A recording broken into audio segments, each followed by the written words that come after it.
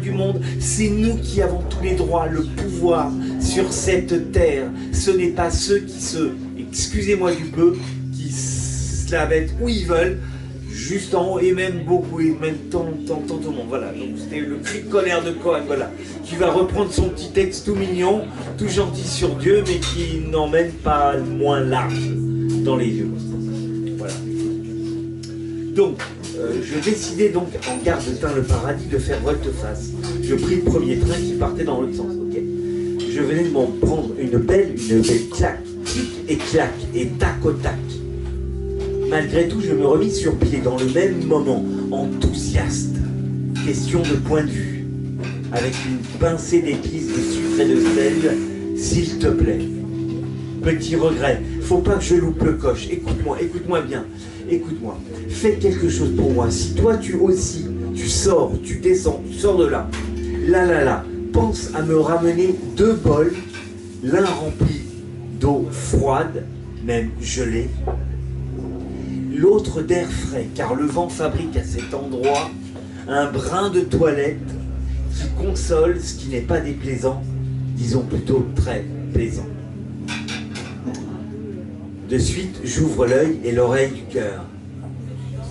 Mes oiseaux de mes 2 grands volets bleus, mes 2 yeux fous, marron, bleu et marron, dans l'entre-deux, heureux, un poète déguisé en fée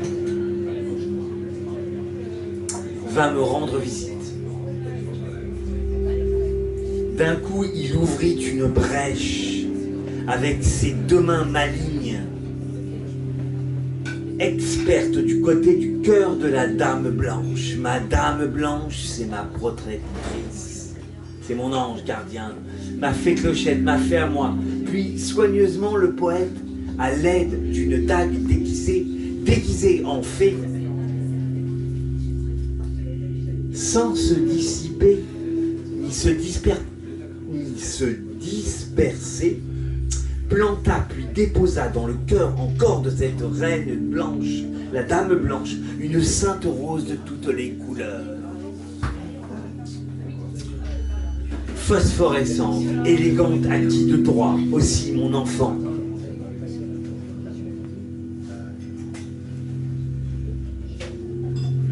N'oublie jamais, au grand jamais, la dame blanche, ni la sainte rose.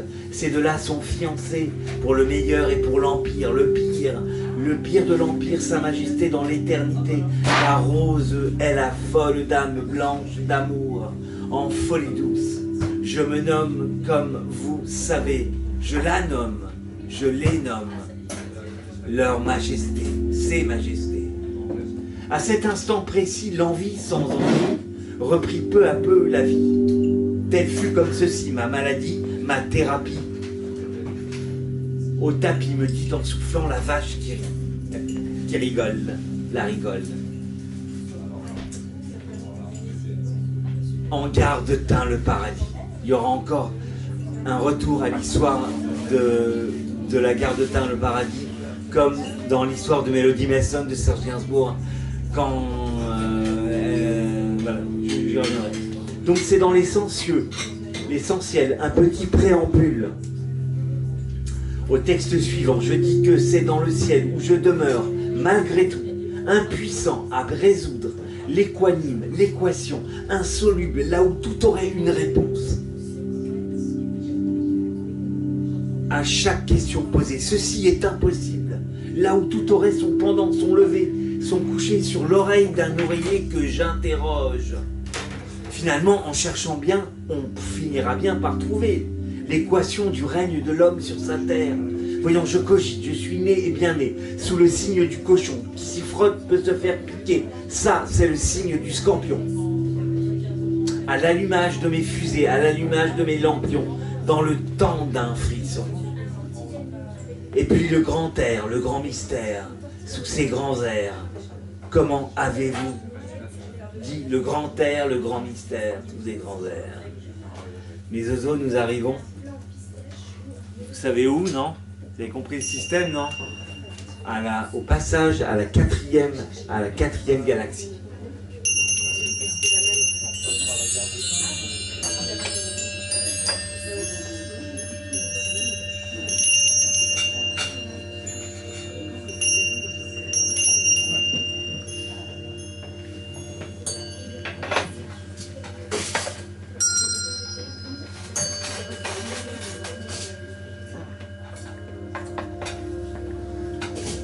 Je tiens à saluer deux personnes ici qui viennent d'arriver, que j'apprécie beaucoup.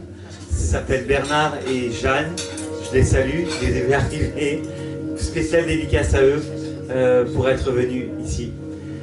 Donc, nous sommes sur cette 4e galaxie. Je suis au niveau de mon texte bien. Il me reste une plage de guimbarde sur la 5e galaxie. Donc je vais avancer dans mon texte parce qu'il y en a un autre derrière. Donc je me permets de m'hydrater le temps que vous fassiez de même.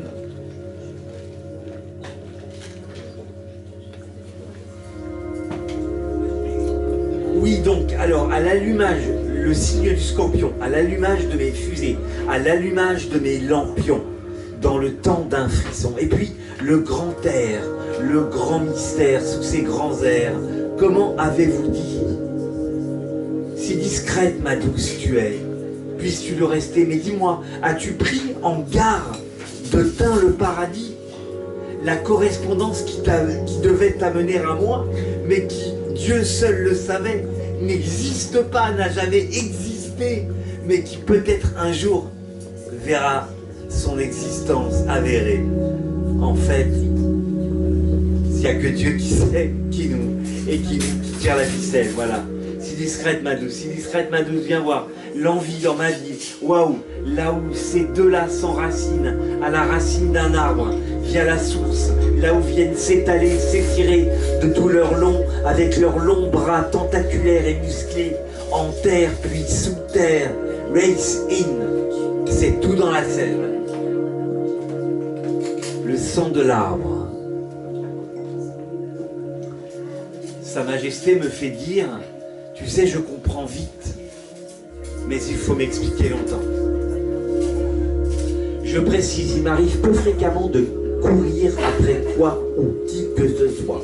Comme par exemple, pourquoi l'abat-jour?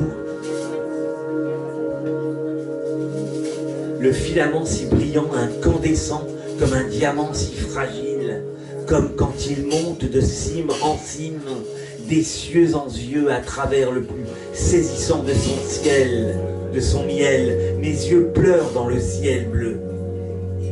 Blue sky, je vois l'estime, la cime du Tout-Puissant. Enfin, mes oiseaux pour ce texte, les dernières correspondances, on arrive, on est sur la 4e galaxie, il n'y a pas de souci, on a du temps, on est tranquille, on est peinard, on est au moulin à café, c'est Franco, c'est Franchouillard, c'est... non, ouais, bref. Moi, j'ai tendance à me disperser beaucoup. Enfin bon, voilà. Dans les dernières correspondances, dans l'essentiel, le corps est le pont où nous dansons. Mon cœur en abondance. À ta hauteur, sauter dans le vide, la vie en Dieu. Le vide en toi, plein de paniers dans le vide.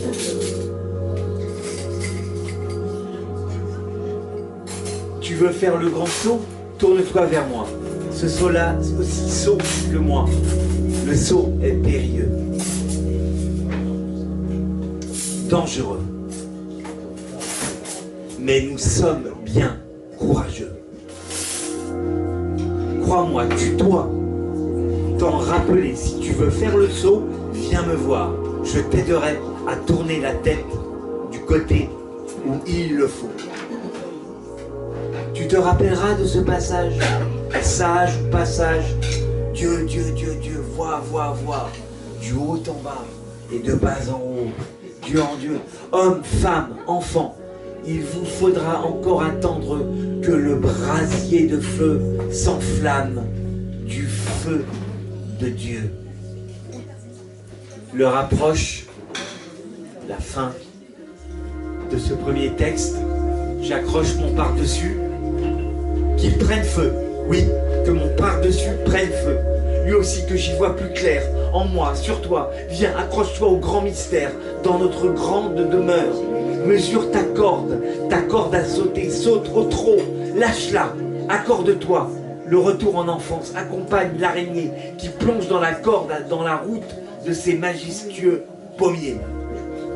Spider-Man. Spider-Man. Pour en finir mes oiseaux, l'amour, l'amour en plein ciel. Mais c'est Dieu, voyons. Les bras ouverts, licencieux, partout. Oups, déboule à cet instant, à toute vitesse, le texte suivant. Oh, le voilà qui arrive.